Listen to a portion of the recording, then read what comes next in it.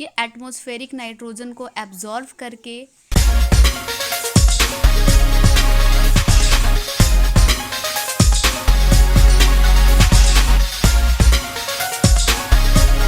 Hello everyone, today's our topic is the atmosphere.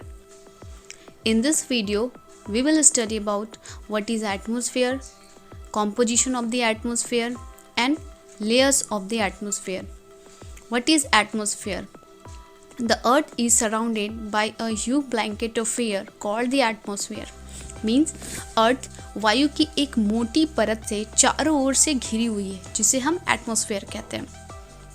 और this atmosphere contains so many gases such as nitrogen, oxygen, argon, carbon dioxide, other gases like ozone, hydrogen, helium, etc.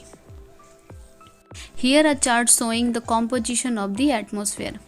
Nitrogen is 78% present in air, and this is the most prevalent gas in the air. What's important of nitrogen?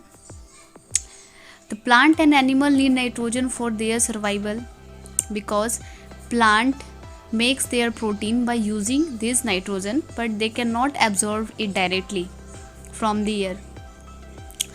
Why?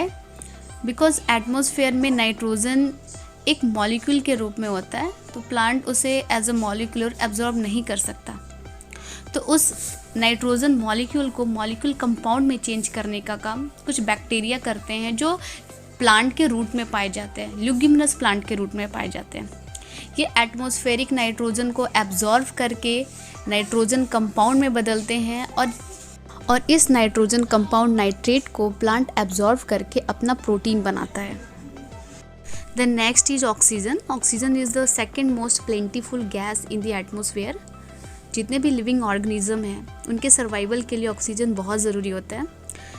Animal can breathe without oxygen. Photosynthesis के time पे green plant atmosphere से carbon dioxide को absorb करके oxygen release करता है. And oxygen का use burning के लिए भी, बिना ऑक्सीजन के कोई भी चीज़ जल नहीं सकती. Oxygen is also use for burning. The next is carbon dioxide. Carbon dioxide contain 0.03% in atmosphere. Green plant cannot survive without carbon dioxide because they cannot prepare their food without it.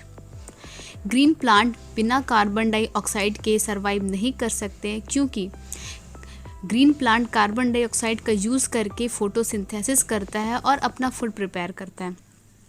Hence carbon dioxide is an other important gas. Carbon dioxide release by human and animal during respiration.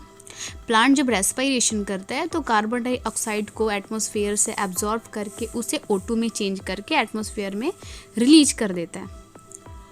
That's how plant and animals are interdepend on each other. During photo carbon dioxide also maintain the temperature of the atmosphere. अगर atmosphere में carbon dioxide का level कम होगा तो temperature में गिरावट आएगी. अगर एटमॉस्फेयर में कार्बन डाइऑक्साइड की लेवल बढ़ेगी तो टेम्परेचर भी बढ़ेगी.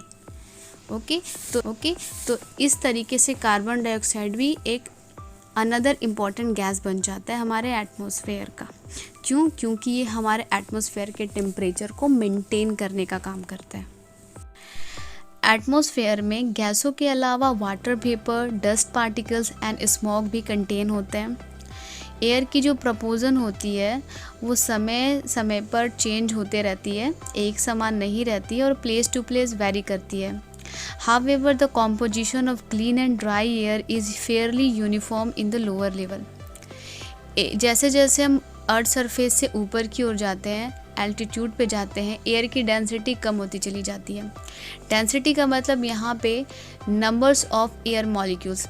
जैसे जैसे हाइट पे जाओगे तो एयर की जो डेंसिटी है यानी नंबर्स ऑफ एयर मॉलिक्यूल्स वो डिक्रीज़ होता चला जाएगा.